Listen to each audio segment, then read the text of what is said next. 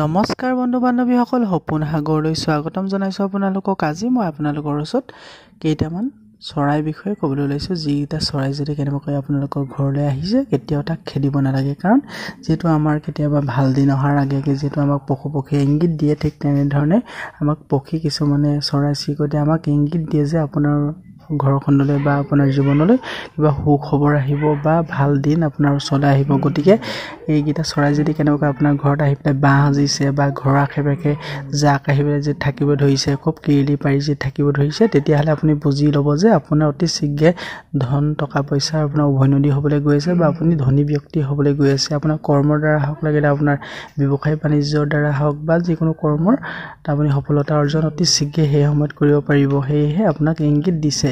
কি চৰাই আছে যদি আহে ঘৰলৈ, সেইবোৰ চৰাই কেতিয়াও নেখেদিব, অৰ্থাৎ সিহঁতক আপোনালোকে থাকিবলৈ দিব লাগে।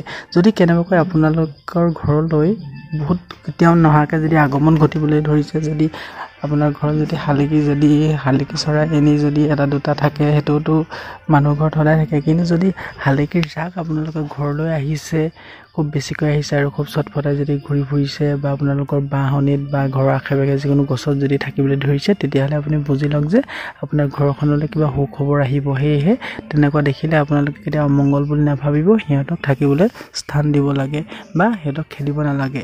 আৰু যদি আপোনালোকৰ ঘৰৰ আশে পাশে বাঁহনিত যদি বগলী আহি পেলাই থাকিবলৈ ধৰিছে বা পৰিবলৈ ধৰিছে, প্ৰথমতে এটা দুটাকৈ লাহেকৈ ধেৰ আহিব ধৰিছে, তেতিয়াও বুজি লওক যে আপোনাৰ যিকোনো কৰ্মত আপোনালোকে বহুত সফলতা অৰ্জন কৰিব পাৰিব। আপোনালোকে এনেকুৱা হ'লে আপোনালোকে নিজে প্ৰমাণ পাব বা আশে পাশে কাৰোবাৰ ঘৰত যদি দেখিছে, সেই ব্যক্তিজন অতি শীঘ্ৰে ধনী হ'বলৈ যায়।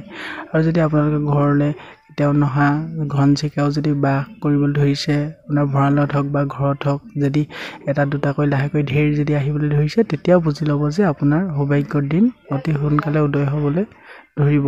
গতিকে এনে বহুতো প্ৰজাতিৰ চৰাই আছে। যদি আহে, আজি 3বিধ চৰাইৰ কথা ক'লোঁ। গতিকে এনেকুৱা যদি চৰাই আপোনালোকে দেখিছে, সিহঁতক আপোনালোকে থাকিবলৈ দিয়ক। জ্যোতিষশাস্ত্ৰ আৰু সপোনশাস্ত্ৰ অনুসৰি আপোনালোকে যদি কিবা জানিবলগীয়া থাকে বা এনেকুৱা বিষয়ে মোক জনাব পাৰে, বা কি চৰাই আহি ক'ত বাঁহ সাজিলে ভাল বা কি চৰাই আহিলে বেয়া, এনেকুৱা যিকোনো কথা জানিবলগীয়া থাকিলে কমেণ্ট কৰিব পাৰে। গতিকে আজিলৈ ইমান আছিলে, ধন্যবাদ।